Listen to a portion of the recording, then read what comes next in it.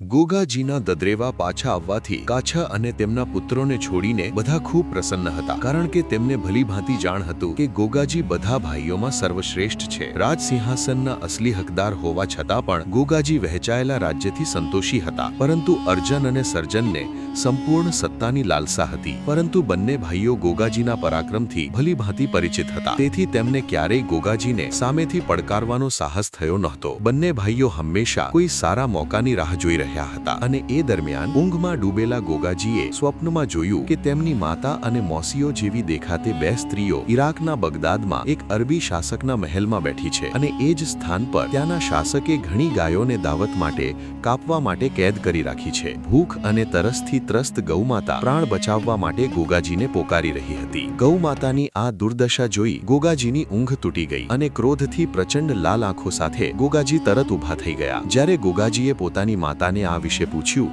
ત્યારે માતા બાછલ આશ્ચર્યમાં પડી ગઈ કે ગોગાને આ વિશે કેવી રીતે ખબર પડી. પરંતુ ખૂબ આગ્રહ કર્યા પછી માતાએ ગોગાજીને કહી દીધું કે તેમની બે મોસીઓ બીજી પણ હતી, જેમને ગોગાજીના જન્મથી ઘણા વર્ષો પહેલા થયેલા એક આક્રમણ દરમિયાન ઈરાકના એક અરબી શાસકે ઉઠાવી લઈ ગયો હતો. તે સમયે અમે બંને બહેનો ખૂબ નાની હતી, અને ત્યારથી આજ સુધી તેમની કોઈ ખબર મળી નથી. ગોગાજીએ પોતાની માતાના ચરણોમાં પ્રણામ કરી ગૌમાતા અને પોતાની મોસીઓને કેદમાંથી મુક્ત કરાવવા જવાની આજ્ઞા માંગી. માતા બાછલને ગોગાજીના શૌર્ય અને પરાક્રમ પર કોઈ શંકા નહોતી, પરંતુ પુત્ર મોહમાં માતાએ પહેલા તેમને જવા માટે મનાઈ કરી. પરંતુ ગૌમાતાની રક્ષા માટે ગોગાજીના આગ્રહ પછી માતા બાછલ માની ગઈ અને ગોગાજીને વિજય તિલક લગાવી આશીર્વાદ આપ્યો. ત્યારબાદ બગદાદ તરફ રવાના થતા ગોગાજીએ પોતાના નીલા ઘોડાની લગામ ખેંચી. લગભગ 1000 કોસની લાંબી યાત્રા પછી ગોગાજી બગદાદ પહોંચ્યા અને ત્યાંના શાસકને યુદ્ધ માટે લલકાર્યું. અરબી બાદશાહ બહાર આવ્યું અને ગોગાજીને પૂછ્યું કે તમે કોણ છો? ત્યારે ગોગાજીએ કહ્યું, હું બાગળ નરેશ રાજા જેવરસિંહનો પુત્ર ગોગા ચૌહાણ છું,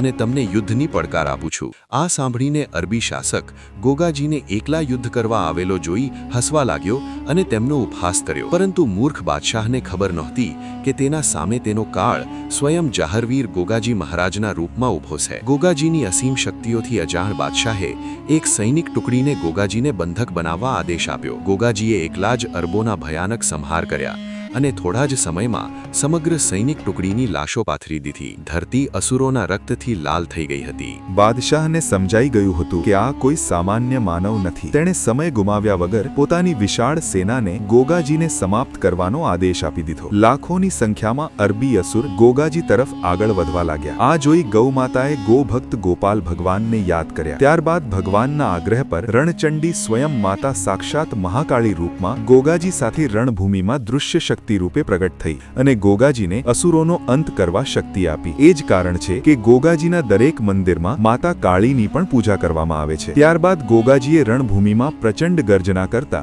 લાખો અરબોને એક પછી એક ચીર નાખ્યા. કહેવાય છે કે ગુરુ ગોરખનાથ પાસેથી પ્રાપ્ત થયેલી યોગ સિદ્ધિઓના કારણે ગોગાજી એક જ સમયે રણભૂમિમાં અનેક જગ્યાએ યુદ્ધ કરતા દેખાયા. હવે બાદશાહને સમજાઈ ગયું હતું કે તેનો અંત નજીક આવી ગયો છે. બાદશાહ ગોગાજીના ચરણોમાં પડી ગયો અને દયા માટે ભીખ માંગવા લાગ્યો. ત્યારે પરમ ગૌભક્ત ગોગાજીએ કહ્યું, હું તને માફ તો કરી દઉં, પરંતુ તારો અપરાધ ક્ષમા યોગ્ય નથી. ત્યારબાદ વીર ગોગાજી મહારાજે પોતાની તલવારના એક જ ઘાથી તે દુષ્ટ ગૌ હત્યારાનું માથું ધડથી અલગ કરી નાખ્યું અને ગૌ માતાને મુક્ત કરાવી. ગોગાજી પોતાની વૃદ્ધ મોસીને મળવા પહોંચ્યા અને તેમને પોતાના સાથે પાછા આવવા માટે કહ્યું. મોસીએ જણાવ્યું કે તેમની બીજી મોસીનું થોડા સમય પહેલા જ અવસાન થઈ ગયું છે, અને હું એટલું લાંબુ પ્રવાસ કરી શકતી નથી, તેથી હું મારું અંતિમ સમય અહીં જ વિતાવવા માંગુ છું. ત્યારબાદ મોસીને પ્રણામ કરી ગોગાજીએ દદરેવા પરત ફરવા માટે પ્રસ્થાન કર્યું. દદરેવા પરત ફરતા સમયે ગોગાજી મહારાજ વિધિના વિધાન અનુસાર માર્ગ ભૂલી ગયા અને તંદુ નગરીમાં પહોંચી ગયા.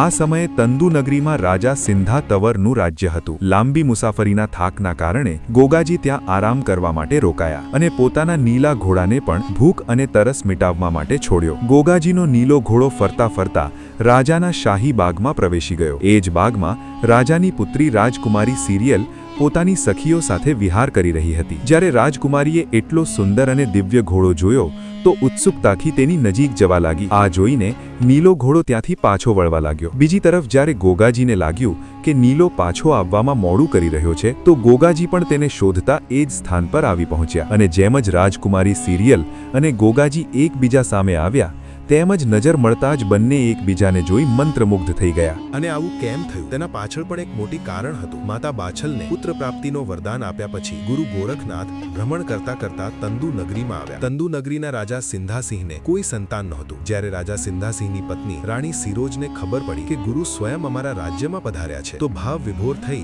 રાણીએ ગુરુ ગોરખનાથને મહેલમાં આવી ભોજન ગ્રહણ કરવા વિનંતી કરી. રાજા સિંધા અને રાણી સિરોજના સેવાભાવથી પ્રસન્ન થઈ ગુરુ ગોરખનાથે તેમને એક ગુણવાન પુત્રી થવાનો વરદાન આપ્યો અને કહ્યું કે આ કન્યાના જન્મોત્સવ પર અમે સ્વયં તમારા અહીં પધારી ભોજન ગ્રહણ કરીશું. કેટલાક સમય પછી રાજા સિંધાસિંહના ઘરમાં ખુશીના કિલકારીઓ ગુંજી ઉઠ્યા. માતા સિરિયલના જન્મોત્સવ પર આપેલા વચન મુજબ ગુરુ ગોરખનાથ ભોજન માટે પધાર્યા. ત્યારે ગુરુએ ભવિષ્યવાણી કરતા રાજા અને રાણીને કહ્યું કે આ કન્યાનું લગ્ન બાગડ દેશના દદરેવા નગરીના રાજા વીર ગોગાજી ચૌહાણ સાથે થશે. ગુરુના મુખમાંથી નીકળેલા શબ્દોથી રાજા સિંધાના સ્વાભિમાનને આઘાત લાગ્યો, કારણ કે તંદુ રાજ્ય અને ચૌહાણ રાજવંશ વચ્ચે વર્ષોથી સંઘર્ષ ચાલતો આવ્યો હતો. રાજા સિંધાસિંહ ચૌહાણ રાજવંશને પોતાનું શત્રુ માનતા હતા. રાજા ગુરુ સામે કંઈ બોલવાની હિંમત કરી શક્યા નહીં, પરંતુ મનમાં નક્કી કરી લીધું કે કોઈ પણ પરિસ્થિતિમાં રાજકુમારી સિરિયલનું લગ્ન ચૌહાણ રાજવંશમાં નહીં થાય. ગુરુ ગોરખનાથની રચેલી લીલા મુજબ મુલાકાત પહેલા જ ગોગાજી અને રાજકુમારી સિરિયલ એકબીજાને સ્વપ્નમાં મળતા અને દરેક વખતે લગ્ન થવાના પહેલા જ તેમની ઊંઘ તૂટી જતી. એ જ કારણ હતું કે ગોગાજી મહારાજ અને માતા સિરિયલ એકબીજાને જોઈ તરત ઓળખી ગયા. પોતાના પ્રેમને વ્યક્ત કરતા ગોગાજીએ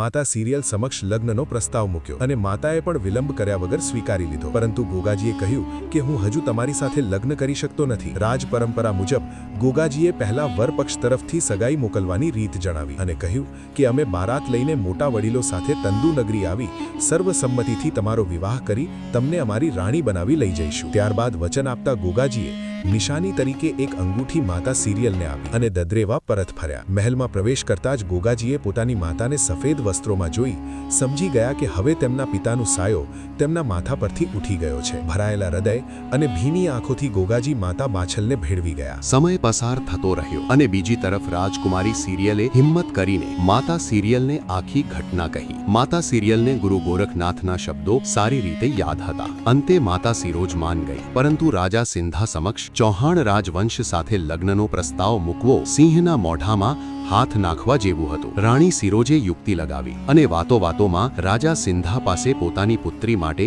યોગ્ય વર શોધવાની વાત કરી. રાણીના આગ્રહ પર રાજા સિંધાસિંહે પુરોહિતને બોલાવી સગાઈની રીત માટેનો સામાન આપ્યો અને કહ્યું કે તરત જ યોગ્ય વર શોધી સગાઈ કરીને જ પરત આવજો, કારણ કે તેમની પૌરાણિક પરંપરા મુજબ રાજ્યનો પુરોહિત જ કન્યાના માટે યોગ્ય વર નક્કી કરતો હતો. ત્યારબાદ રાણી સિરોજે ગુપ્ત રીતે પુરોહિતને બોલાવી ગુરુ ગોરખનાથની ભવિષ્યવાણી વિશે જણાવ્યું અને રાજકુમારી સિરિયલનું લગ્ન દદરેવા નરેશ ગોગાજી ચૌહાણ સાથે કરાવવા વિનંતી કરી. પુરોહિત દદરેવા પહોંચી ગયો અને ગોગાજીની સગાઈ રાજકુમારી સિરિયલ સાથે નક્કી કરી. જ્યારે રાજા સિંધાસિંહને ખબર પડી કે સગાઈ ચૌહાણ રાજવંશમાં થઈ છે તો તેઓ ખૂબ ક્રોધિત થઈ ગયા અને પુરોહિતને સગાઈ તોડી આવવાનો આદેશ આપ્યો. ભયભીત પુરોહિત દદરેવાના બીહડ વિસ્તારમાં બેસી ભગવાનને યાદ કરવા લાગ્યો. એ સમયે ગોગાજી ત્યાં આવી પહોંચ્યા અને બધું સાંભળી પુરોહિતને સગાઈનો સામાન આપી દીધો. આગળ સ્વપ્નમાં ગોગાજીએ રાજકુમારી સિરિયલને જોયા અને તરત જ આશીર્વાદ લઈ તંદુ નગરી તરફ નીકળી પડ્યા. ત્યાં બીજી તરફ તક્ષક નાગે રાજકુમારીને ડંખ માર્યો અને તે મૂર્છિત થઈ ગઈ. જ્યારે ગોગાજીને ખબર પડી ત્યારે તેઓ મહેલમાં આવ્યા અને ક્રોધમાં સર્પ દમન યજ્ઞ શરૂ કરી દીધો. સર્પો અગ્નિમાં ભસ્મ થવા લાગ્યા. ત્યારે તક્ષક નાગ ગોગાજીના ચરણોમાં પડી ગયો અને ક્ષમા માંગી. ગોગાજીએ કહ્યું કે જો તું રાજકુમારીના શરીરમાંથી વિષ કાઢી તેને જીવિત કરશે તો હું તને ક્ષમા કરીશ. તક્ષકે તરત જ વિષ કાઢી લીધું અને રાજકુમારી સિરિયલ ફરી સ્વસ્થ થઈ ગઈ. ત્યારે તક્ષકે કહ્યું કે આજથી તમને નાગોના દેવતા તરીકે પૂજવામાં આવશે. જે કોઈ સચ્ચા મનથી તમારી ભક્તિ કરશે તેને સર્પ ક્યારેય નુકસાન નહીં પહોંચાડે. ત્યારબાદ ગુરુ ગોરખનાથ સાથે ગોગાજીની બારાત તંદુ નગરી પહોંચી અને રાજકુમારી સિરિયલ સાથે તેમનો વિવાહ ધૂમધામથી થયો. ગોગાજી પોતાની રાણી સાથે દદરેવા પરત ફર્યા, પરંતુ અર્જન અને સર્જનને આ વાતથી ઈર્ષા થઈ. સ્થાનિક